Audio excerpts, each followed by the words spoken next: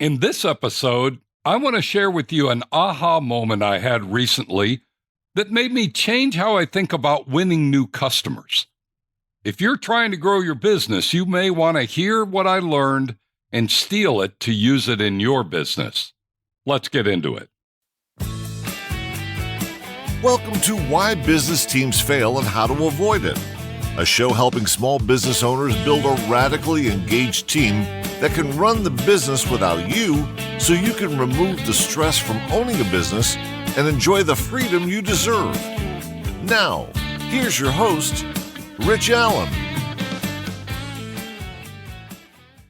Today you'll learn that winning new customers doesn't happen just because you touch a lot of people.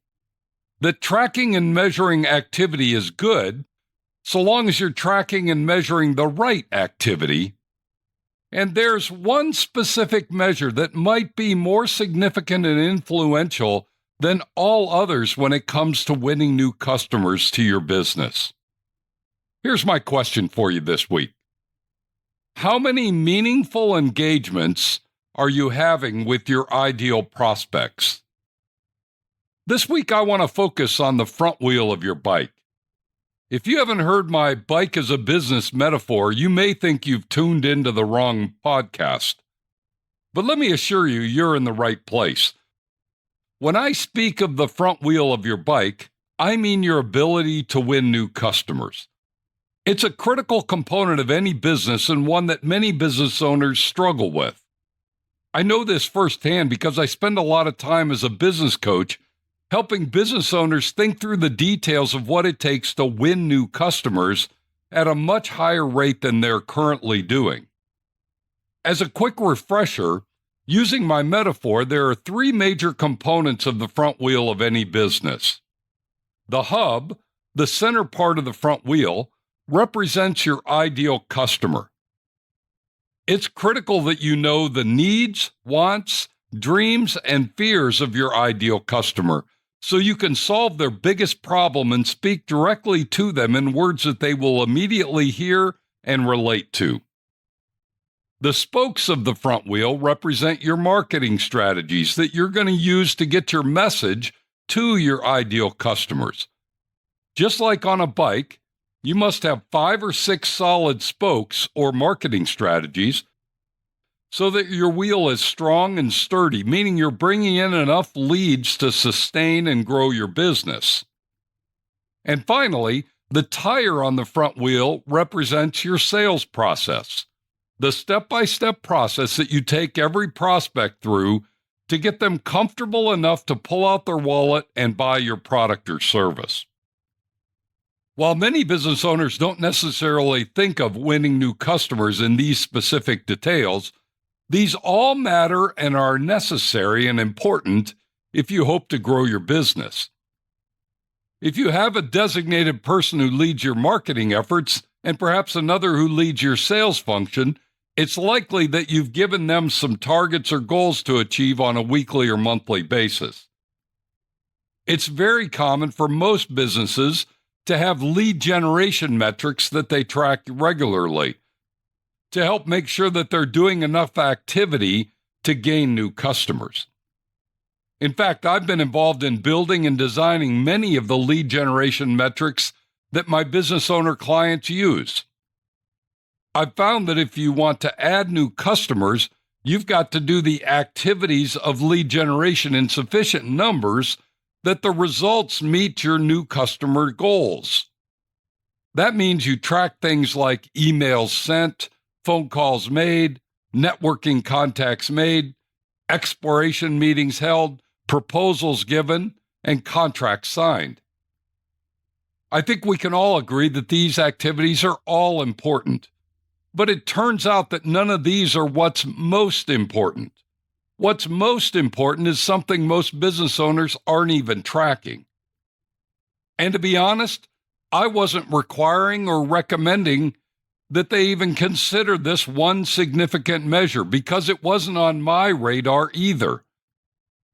But several weeks ago, I was on a long road trip to Northwest Arkansas. My wife was already in the area, so I was driving solo to meet her there for a nice weekend getaway. As I usually do, I listen to audiobooks and podcasts while I drive. I love learning new things and exploring new ideas, and a road trip is perfect for some good listening time. On the way to Arkansas, I listened to my favorite podcast and even finished the audiobook I'd been listening to. So on the drive back home, I was listening to random podcasts that I had heard of but weren't on my favorites list. One of the podcasts was an interview with a business owner who had scaled their business significantly in a relatively short period of time. The teaser was that he had taken the business from under $1 million in annual revenues to well over $15 million in a short 18 months. That's a pretty incredible feat, so I turned in to hear his story and see if I could learn a secret or two. The conversation was all about the front wheel of the business, his efforts to win new customers. And what he shared stopped me in my tracks. He was talking about how he was doing the traditional thing of tracking all his lead generation metrics, the very same ones I shared with you earlier: number of emails sent, number of phone calls made, number of network contacts made, number of exploration meetings held, number of proposals given, and number of contracts signed. Then he shared that all of that tracking and measuring was getting him nowhere. He just wasn't making the kind of progress he expected and hoped for. Sound familiar? That's when he shared that he threw out all of his lead generation metrics and replaced them with one singular metric. That one metric was how many meaningful engagements they had each week with prospective customers.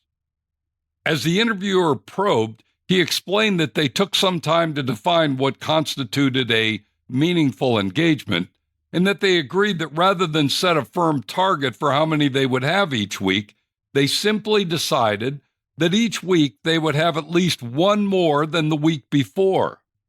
Brilliant. The goal for each week was that each person on their sales team was to have at least one more meaningful engagement that they had the prior week. He went on to explain that as they began having more meaningful engagements with their prospects, their business started to grow faster than they could have ever imagined. Rather than simply sending emails or text messages or leaving voicemail messages or having a surface conversation, their complete focus was on spending more meaningful time in discussion and dialogue with each and every prospect they could find.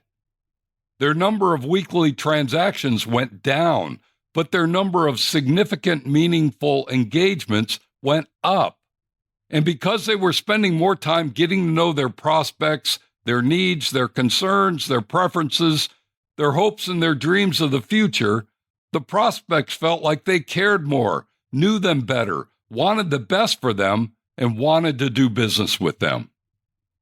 Let's be honest, it's not rocket science. But since listening to that podcast, I've been asking myself, why didn't I come to that conclusion myself and much sooner? Because I was blinded by the idea of the more people we touch, the closer we would come to a sale. I bought into the idea that it's all a numbers game. I'm sure you've heard that before. In fact, I'll bet you've used that phrase yourself. But in reality, it's not a numbers game. It's a relationship game. No one wants to do business with you because you've talked with 50 other people. They only want to do business with you when they know that you care about them more than you care about yourself. So here's my challenge for you this week. Take some time to define what a meaningful engagement would look like for you and your ideal customer. Then challenge your team to start having more meaningful engagements than they had last week. Do this for the next 10 to 12 weeks, and let's see if you don't have more prospects making the decision to buy your product or use your services. I've given this challenge to several of my clients, and they're changing the way they show up with their prospective customers. It may be too early to claim victory, but early indications are that the sales activity feels more genuine and more personal, and I have every confidence that it will lead significantly to more wins and more customers. Give it a try and share your results. I'd love to highlight your wins on a future podcast episode. As we wrap up today's podcast, let me leave you with these simple thoughts. Number one, winning new customers requires that you have a firm handle on the three components of your front wheel: the hub, the spokes, and the tire. Number two, many prospects are starving for a salesperson to care more about them and their needs rather than simply caring about hitting their numbers or closing a deal. And number three, rather than track and measure the activities of each and every step of the process, consider focusing your efforts on having more and better meaningful engagements with your prospects. If you'd like some additional support in this area or want to tap into our free resources, simply go to my website, tourtoprofit.com. You'll find everything you need there. Thanks for joining me today. Be sure to tune in next week when we're going to discuss, is it time for a sabbatical? You won't want to miss it. Now, go make it a great week, and whatever you do, ride hard. Thank you for listening to Why Business Teams Fail and How to Avoid It. Make sure to like, subscribe, and tell your friends so you don't ever miss an episode. Now go make it a great week, and whatever you do, ride hard.